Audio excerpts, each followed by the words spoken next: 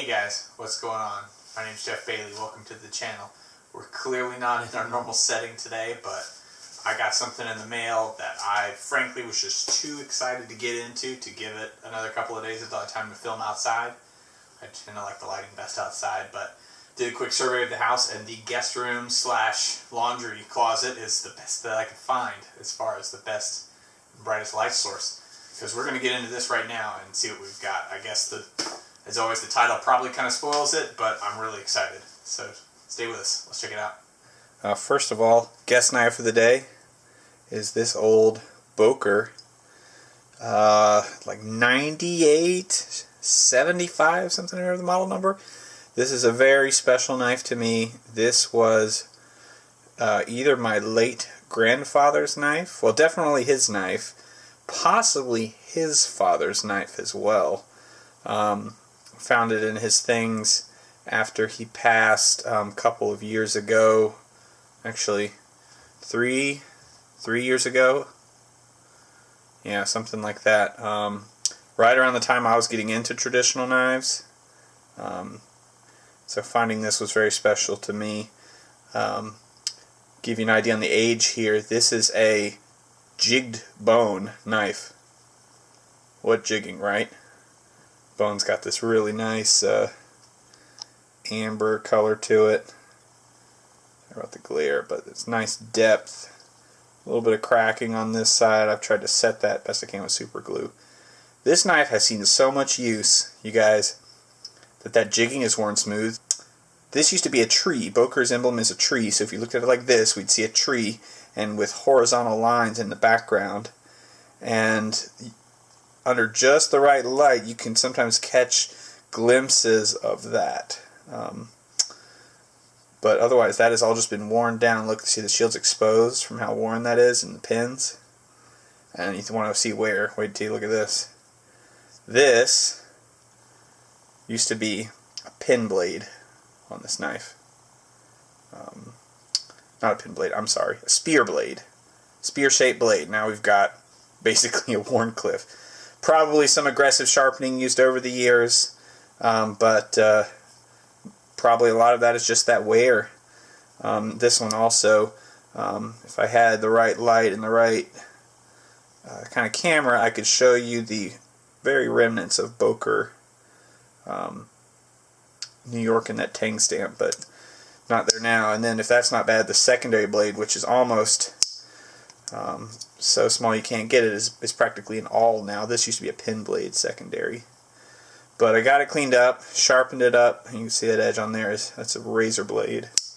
And this means a lot to me, guys. You know, if you're into these kinds of things, you see what kind of treasures might be at your grandparents' house, something like that. I wish that he had been able to give me this in person, but wasn't really into it back at that time when that would have been feasible. So anyway, not to digress, but sometimes old knives can be the most valuable knives, which I thought was very very pertinent to get into before we open this box and what has a no doubt monetarily valuable knife inside. So let's get into it here. I'll go ahead and talk about it because we've got time while I open this, and you've already read the title of the episode, but we are looking at a Chris Reeve Mnandi, I believe is how you say it today. Mnandi. It's not Mnandi. It looked like it was but and it's not my first Chris Reeve knife. I did own a Chris Reeve small Sabenza at one point. There's my thing. And I did like it, but again, I just gravitated more towards the knives in my opinion, with character, you know, with either ornate details or interesting materials besides just titanium and space-age steels and that kind of thing. But I swear, I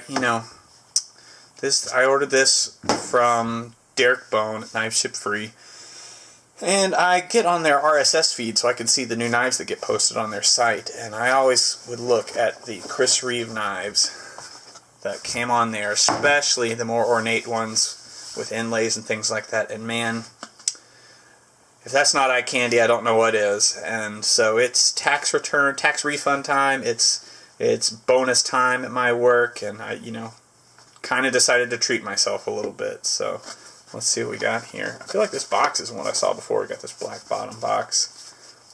There we go. Mnandi Ladder Damascus, Devin Thomas Ladder Damascus, blade steel, titanium, and Macassar Ebony, which is a species of true ebony, not like African blackwood. This is apparently a true ebony from, not from Madagascar. There's a difference. Macassar, I think spelled with a K, is a city and or region, maybe, in Southeast Asia. So this is coming from there.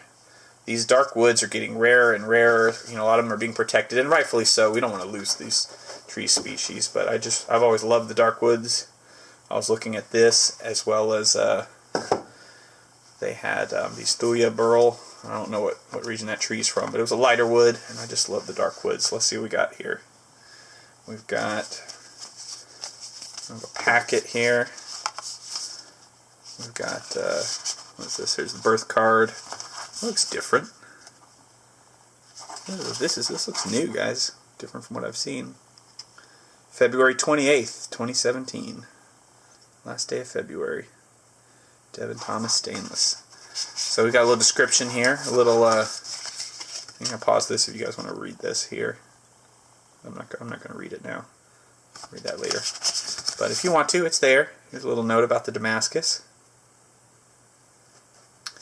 I can talk about that a little bit, just from my own knowledge. In case none of you know, Damascus is not a type of single steel. It's a style of forging steel in which multiple... This logo is new, isn't it? Is that what their logos always look like? I don't know. Registration card. It's got like a little timeline here. That's kind of classy on the knives company. Damascus is when they take different types of steel. Like this knife has one type of steel in the blade. It's been forged, ground, shaped in some way to be that. But it's one type of steel throughout.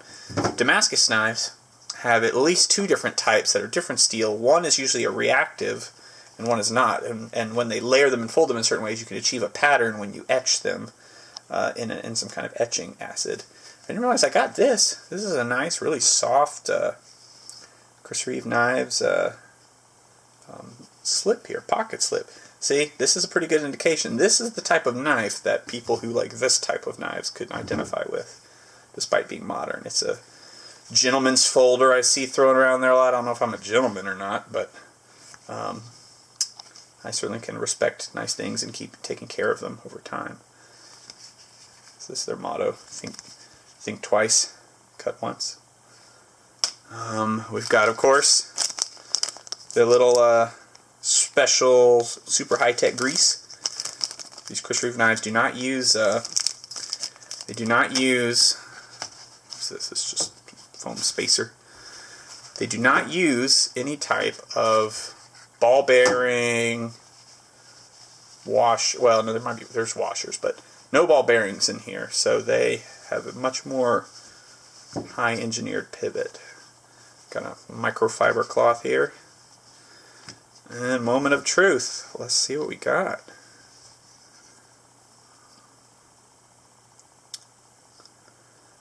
Alright, let's take a look at it close before we go open here. That felt dirty for some reason. I really liked this figuring of this wood. It's a dark wood, but it has these really striking and obvious lines running through it. Come on.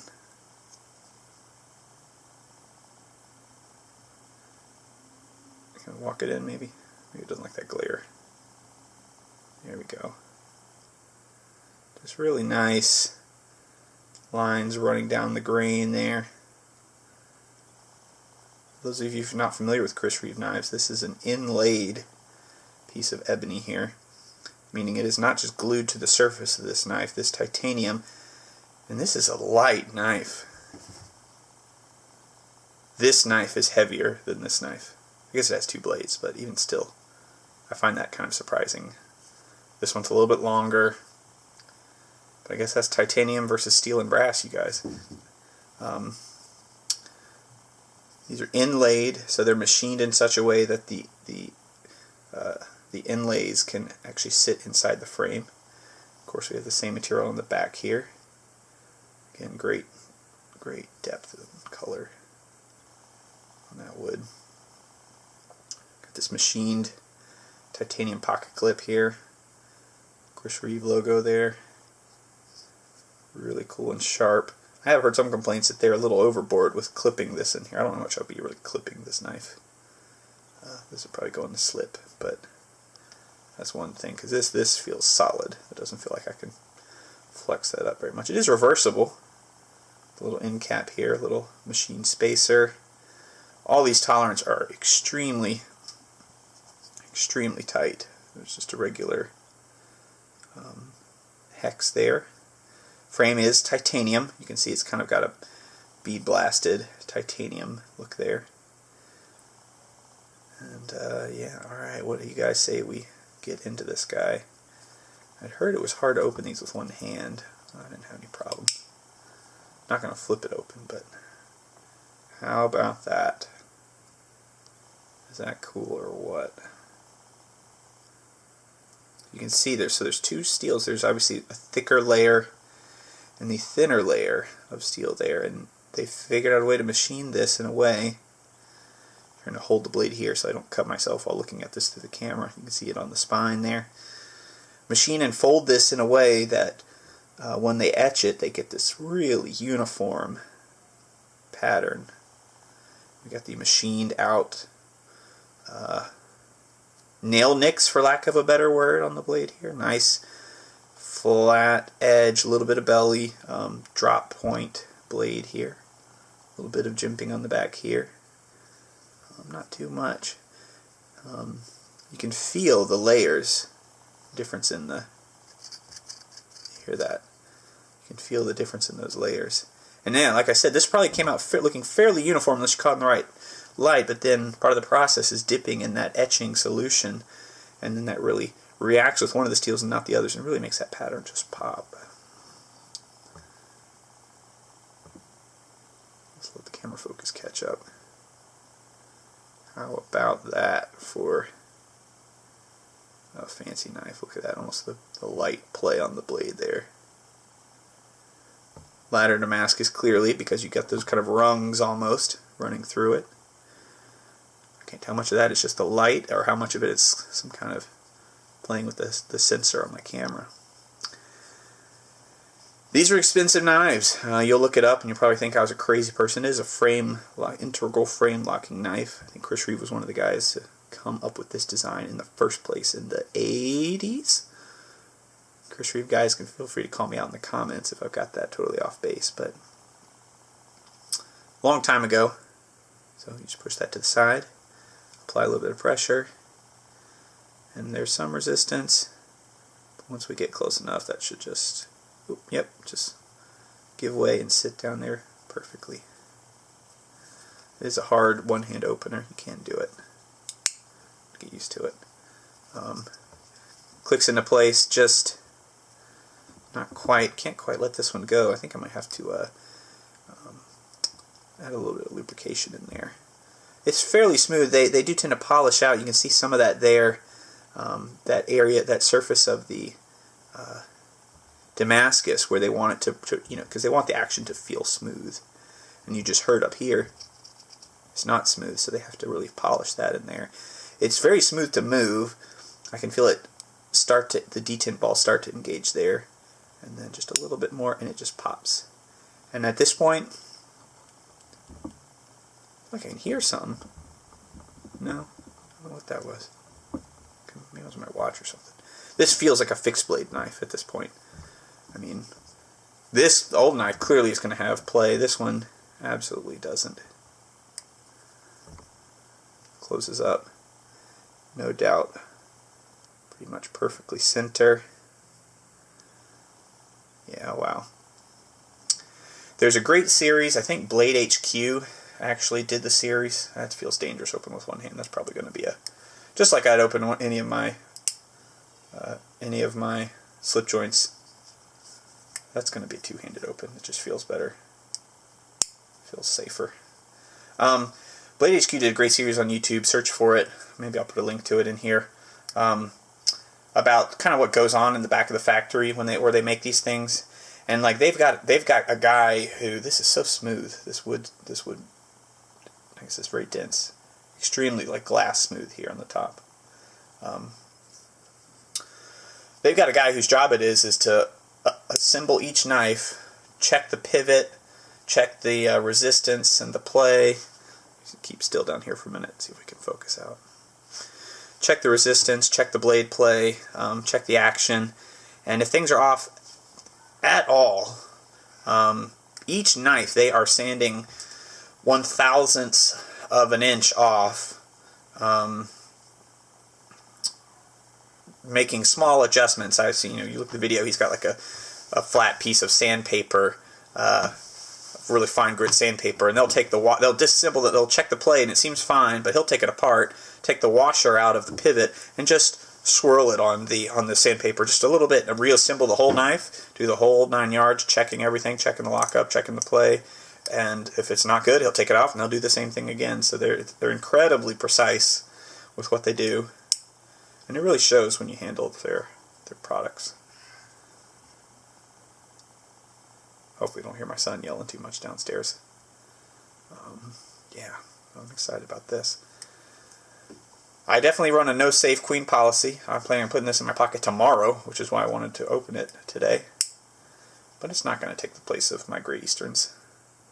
I'm still a big Great Eastern fan, but I wanted something a little more modern that didn't give up on those features of old classic traditional knives. I think this one hits that right out of the park.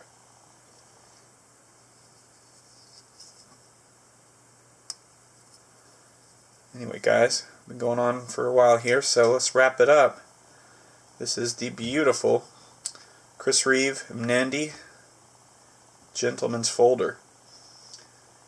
Can be had for a range of prices, but all of them are going to run you a lot more than the GEC. But if you ever have the time to handle one, see one in person, go learn about the process behind the man hours and the attention that goes into each one of these knives.